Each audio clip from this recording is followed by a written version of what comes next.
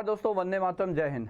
दोस्तों आज हम लोग यहाँ पे थोड़ी सी चर्चा करेंगे जो कतर में हुआ है या हो रहा है, जो कतर भारत के संबंध जिसके कारण कुछ खराब होते दिख रहे हैं। और आप सबको भी पता होगा कुछ हफ्ते पूर्व ही वहाँ पे 8 भारतीय जो नौसैनिक अधिकारी या उनके नौसैनिक एक्स ऑफिसर्स आप कह सकते हैं, पूर्व अधिकारी या नौसैनिक में रहे कुछ और जो सेलर्स वगैरह थे, उनको वहाँ पर कारण अभी तक वहाँ की सरकार ने स्पष्ट नहीं किया है कि उन पे वहाँ पे किस चीज़ का किस चीज़ का उन पर वहाँ पे इल्ज़ाम था, बट उन्हें फांसी की सज़ा दे दी गई।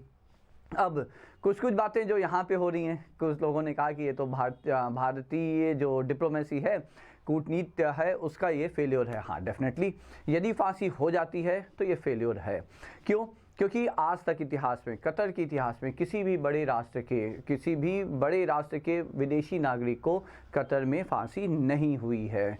परंतु पॉइंट ये है कि कतर की वहाँ के शासन ने, सरकार ने अभी तक ये स्पष्ट क्यों नहीं किया कि उन्हें किस इल्ज़ाम पर उन्हें फांसी दी गई। बस इतना कहा जा रहा है सूत्रों के हवाले से कि उन पे इजराइल के लिए स्पाई होने का या जासूसी करने का आरोप है। तो ये ठीक है, यदि उन्होंने जासूसी की है तो उसको फिर कोई रोक नहीं सकता। परंतु क्योंकि वो भारतीय नागरिक हैं तो भारत सरकार की ये डेफिनेटली ये जिम्मेदारी बनती है कि उनको वो जितना हो सके वहाँ से उन्हें सुरक्षा प्रदान करें और जितना हर संभव प्रयास करें कि उन्हें वहाँ पे हर तरह की लीगल सुविधा प्राप्त हो। परंतु एक यहाँ पे जो बताया जा रहा है कि नहीं, ये तो नौसेना के अधिकारी थे, उन्हें मिल रही, भारत सरकार कुछ नहीं कर पा रही है, तो इसमें ये झूठ है। क्योंकि वो अधिकारी थे नहीं, पहली चीज़ वो पूर्व अधिकारी थे, दूसरी चीज़ वो ऑन डेपुटेशन नहीं गए थे भारत सरकार की तरफ से, वो अपनी पर्सनल कैपेसिटी में गए थे।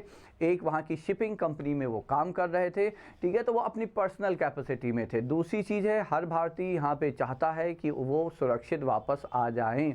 वो बात अलग है, कुछ वैसे भी होंगे जो चाह रहे होंगे कि वहाँ उनके साथ कुछ ऐसा हो जाए जिससे कि यहाँ की सरकार पे उंगली उठाने का मौका मिले।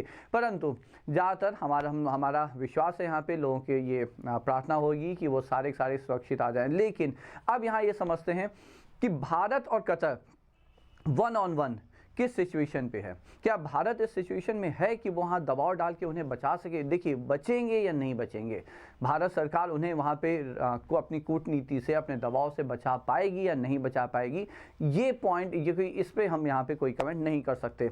बट हाँ, जैसे बहुत सारे लोगों का कहना है कि भारत वहाँ पर दबाव नहीं डाल सकता क्योंकि लगभग 40 से 45% जो भारत की LPG या गैस सप्लाई है वो कतर पे डिपेंडेंट है। तो ये बिल्कुल सत्य है। परंतु पिछले कुछ महीनों में ही भारत ने वेनेजुएला के साथ, वेनेजुएला पे अमेरिकी प्रतिबंध था किसी को के, जैसे रशिया के साथ था। जब यूक्रेन वॉर स्टार्ट हुआ तो रशिया के ऑयल पे अमेरिकी प्रतिबंध बन गया था कि कोई भी देश उससे ना खरीदे, परंतु भारत ने लिया। सिमिलरली बिल्कुल उसी प्रकार से वेनेजुएला के पास भी गैस का अथाह भंडार है और भारत ने पिछले कुछ महीने में ही उसके साथ एक कॉन्ट्रैक्ट साइन किया हुआ जहाँ से वो वेनेजुएला से गैस लेगा। दूसरा, मोजाम्बिक में अभी गैस का बड़ा भंडार मिला हुआ है और जहाँ पे जो एक भारत का जो ONGC, गेल, इन सबको मिला के 2-3 कंपनियों को मिला के, एग्जैक्टली हम नाम नहीं बता पाएंगे, बट गेल डेफिनेटली उसमें एक मेजर प्लेयर है, शायद BPCL भी है। 3 कंपनियों को मिला के वहाँ पे उस गैस का जो भंडार है उसकी 30% का स्टेक भारत को मिला है। मतलब यहाँ पे ये है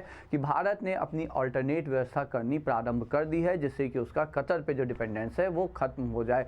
दूसरी चीज़ ये है कि कतर की डिपेंडेंस भारत के जो ग्रेन्स हैं, फूड ग्रेन के लिए भारत पे उसकी डिपेंडेंस जबरदस्त है। तीसरा एक मुख्य बिंदु और भी माना जा रहा है जहां पे लोगों का कहना है कि शायद ये एक्ट जो कतर ने अचानक से इतना फास्ट से उसे एक्ट किया है और फांसी की सजा दी है, उसके 2 कारण माने जा रहे हैं। एक कारण, जो कतर एयरवेज अभी पिछले कुछ महीने पूर्व ही, यदि आपको ध्यान हो, 57,000 करोड़ का GST इवेजन, GST जो टैक्स है आपका, उसके इवेजन के लिए 57,000 करोड़ के इवेजन के लिए उनके ऑफिसर्स, उसमें कतर एयरवेज, एमिरेट्स और भी कुछ जो अरब नेशंस के एयरवेज हैं उनके उनके ऑफिसर्स में रेड हुई थी और फिर वहाँ पे सर्च किया गया था 57,000 करोड़, जिसमें से लगभग 40% का जो कंट्रीब्यूशन है वो कतर एयरवेज का है। तो ये भी एक रीज़न माना जाता है कि भारत पे दबाव बनाने के लिए डिसीजन लिया गया। दूसरा, जो भारत ने ओपनली हमास के खिलाफ स्टेटमेंट दिया और इसराइल के साथ जो खड़ा हुआ है शायद उसको लेके भी ये एक्ट हुआ है वहाँ पे कतर में।